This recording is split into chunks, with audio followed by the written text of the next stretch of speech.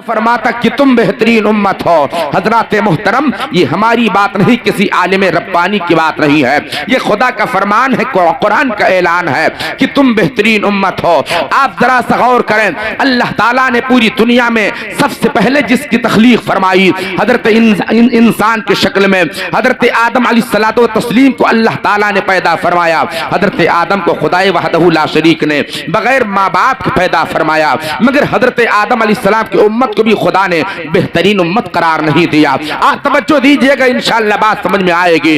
हजरत मूसा कलीमुल्लाह को रब्बे करीम ने शर्फ हम कलामी अता फरमाया, मगर उनकी उम्मत को भी अल्लाह ने बेहतरीन उम्मत करार नहीं दिया। हजरत इब्राहीम खलीलुल्लाह अलैहिस्सलातो व तस्लीम को रब्बे करीम ने बड़ा अजीम मकाम बख्शा है, उन्हें अल्लाह ताला ने खुल्लत का दर्जा अता फरमाया, मगर उनकी उम्मत को भी अल्लाह ने बेहतरीन उम्मत नहीं फरमाया। हजरात, आप जहन हमारी तरफ मबजूल रखें, हजरत इस्माइल अलैहिस्सलातो व तस्लीम को ज़बीहुल्लाह का खिताब हासिल है, मगर उनको उम्मत को भी अल्लाह ने बेहतरीन उम्मत नहीं फरमाया। आप और आगे चले, हजरत यूसुफ व दानियाल को देखे, सुलेमान व अय्यूब व याकूब को देखे, दुनिया में जितने नबी व रसूल तशरीफ लाए, किसी भी नबी की उम्मत को अल्लाह ताला ने बेहतरीन उम्मत करार नहीं दिया। अजीज़ान गिरामी, रब्बे कायनात ने इस दुनिया में लाखों नबी मबूस फरमाया, लाखों पैगम्बरान इस्लाम को दुनिया में भेजा है, मगर हजरत आदम अलैहिस्सलाम से लेकर ईसा पैगंबर तक जितने भी नबी व रसूल तशरीफ लाए हैं, किसी भी नबी की उम्मत को अल्लाह रब्बुल इज्जत ने बेहतरीन उम्मत करार नहीं दिया। हजरत, आप तवज्जो थोड़ी देर के लिए मेरी तरफ दे दें, इंशाअल्लाह आप बात समझ जाएंगे। तमामी अंबिया व मुरसलान इज़ाम को अल्लाह तबारक व तआला ने रिफ़अत व बुलंदी अता फरमाई है, मगर किसी नबी की उम्मत को अल्लाह रब्बुल इज्जत ने बेहतरीन उम्मत का खिताब नहीं बख्शा। हाँ, अगर अल्लाह रब्बुल इज्जत ने बेहतरीन उम्मत करार दिया है तो सिर्फ उम्मत मुहम्मदुर रसूलुल्लाह को अता फरमाया है। हम गुनहगारों को अल्लाह ताला ने बेहतरीन उम्मत के लक़ब से याद फरमाया है। हज़रात, ये ऐसी वैसी बातें नहीं, कुरान का ऐलान है। खुदा कुरान में फरमाता है कि तुम बेहतरीन उम्मत हो। मेरे भाई, मैं आपसे बड़ी जिम्मेदारी के साथ में मेरे नबी से इन उलमा की मौजूदगी में पूछना चाहता हूँ। अल्लाह फरमाता है कि तुम बेहतरीन उम्मत हो। ए मेरे भाई, हर इंसान अपनी जिंदगी को निगाह में रखकर इस बात को अपनी जिंदगी में के हवाले से तोलना शुरू करे। खुदा फरमाता है कि तुम बेहतरीन उम्मत हो। मेरी कौम के लोगों, जरा सा आप समझने की कोशिश करें, अल्लाह ताला ने हम और आपको बेहतरीन उम्मत करार दिया है किस बुनियाद पर? हमारा चेहरा देखकर हमें बेहतरीन उम्मत कहा, हमारा खानदान देखकर हमें बेहतरीन उम्मत कहा, हमारा हसब नसब देखकर हमें बेहतरीन उम्मत कहा, हमारा नशिस्त बर्खास्त देखकर हमें बेहतरीन उम्मत कहा, हमारी दौलत देखकर, हमारी शोहरत देखकर, हमारी अजमत देखकर, हमारी लियाकत देखकर, हमारी सलाहियत देखकर, हमारी शोहरत देखकर, हमारे हालात देखकर आखिर अल्लाह रब्बुल इज्जत ने हमें बेहतरीन उम्मत कहा तो किस बुनियाद पर? अजीज़ाने करामी, आप जरा सोचिएगा, खुदा फरमाता है कि तुम बेहतरीन उम्मत हो। ए मेरे भाई, आप जरा सा गौर व फिक्र करें इन जुमलों पर। खुदा फरमाता कि तुम बेहतरीन उम्मत हो। मेरे भाई, मुस्तफ़ा करीम पैगंबर क्या कर रहे हैं यार? 10 मिनट की तो बात है यार। हाजिर रखें, खुदाए वहदहू ला शरीक फरमाता है कि तुम बेहतरीन उम्मत हो।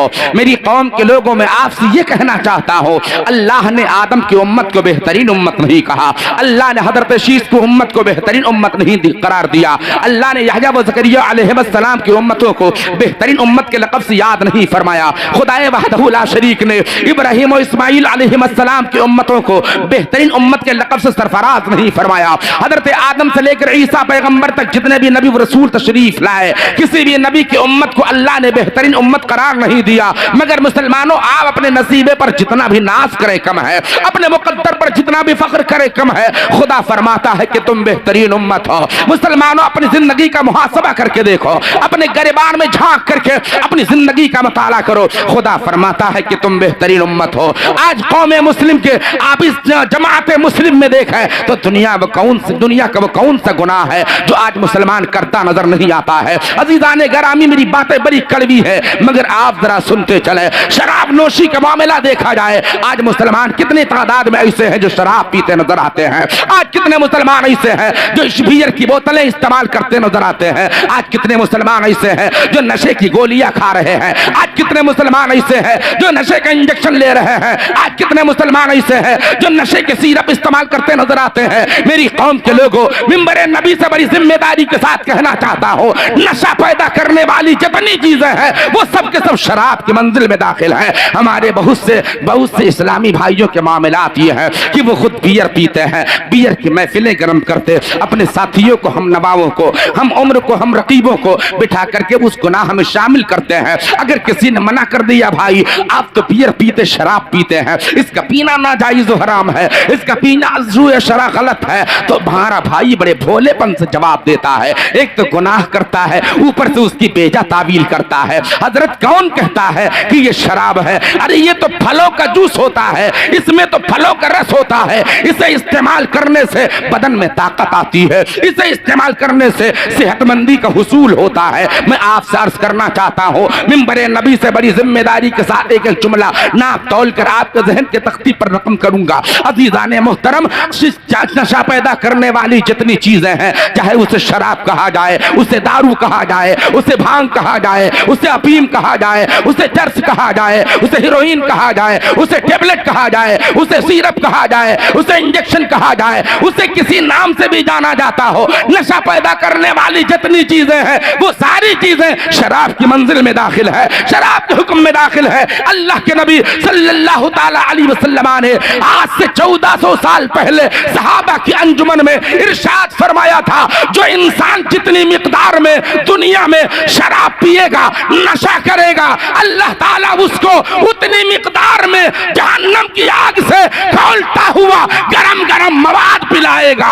अल्लाहु अकबर कबीरा। मैं आपसे कहना चाहता हूँ, खुदा फरमाता कि तुम बेहतरीन उम्मत हो। मेरे भाई आप जरा सोचिए, क्या बेहतरीन उम्मती का तरीका यही है कि वो शराब की महफिलें गर्म करता रहे? ए मेरी कौम के लोगों, तुम बड़े फख्र से कालर खड़ा करके कहते हो अल्हम्दुलिल्लाह हम मुसलमान हैं, मगर मैं आपसे पूछना चाहता हूँ, हमारे कितने इस्लामी भाई ऐसे हैं, हमारे नौजवान तबका से ताल्लुक रखने वाले कितने भाई ऐसे हैं जो रंडियों के अड्डों पर जाकर मुजरे देखा करते हैं? मैं तुमसे पूछता हूँ, जब कोई आलिम दीन, कोई हाफिज़े कलामे रहमान, कोई इमाम साहब, मौली साहब चंदा के लिए जाते हैं, 50 रुपया देते हुए छाती फटने लगती है, तुम 1000 रुपया कर्जा पर लेकर, सूद ब्याज पर ले जाकर इस तरह अय्याशियों पे उड़ा देते हो। अल्लाह फरमाता कि तुम बेहतरीन उम्मत हो। मैं पूछना चाहता हूँ, तुम किस बुनियाद पर खुदा की बारगाह में अपने आप को बेहतरीन उम्मत करार दोगे? आप जरा सा और जहन को हाजिर रखें, आज दुनिया का वो कौन सा गुनाह है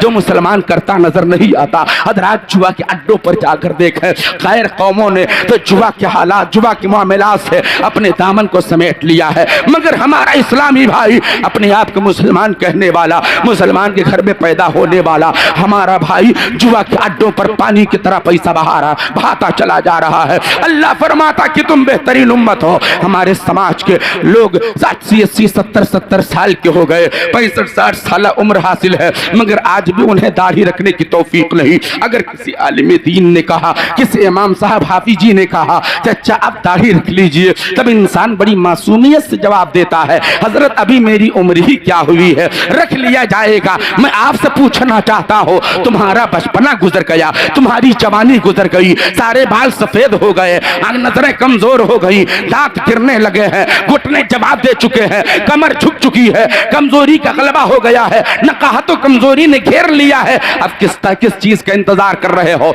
इन तमामी चीजों का इंसान की जिंदगी में आना, ये मौत को करीब आने का इशारा किया जा रहा है। इंसान के बाल सफेद होने लगे, आप समझ लीजिए ये अल्लाह की जानिब से पैगाम्बर है। बालों का सफेद होना अल्लाह की जानिब से ये निशानी है कि मौत करीब आ रही है। हमारी आंखों की बसारत कम हो जाए, ये इस बात की निशानी है कि मौत करीब आ गई है। हमारे दांत गिरने लगे, इस बात का इशारा है कि मौत करीब आ गई है। हमारे घुटने दर्द करने लगे, कमर में तकलीफ पैदा हो जाए, हम पर कमजोरी का गलबा हो, समझ जाइए मौत करीब आ रही है। नारे तकबीर।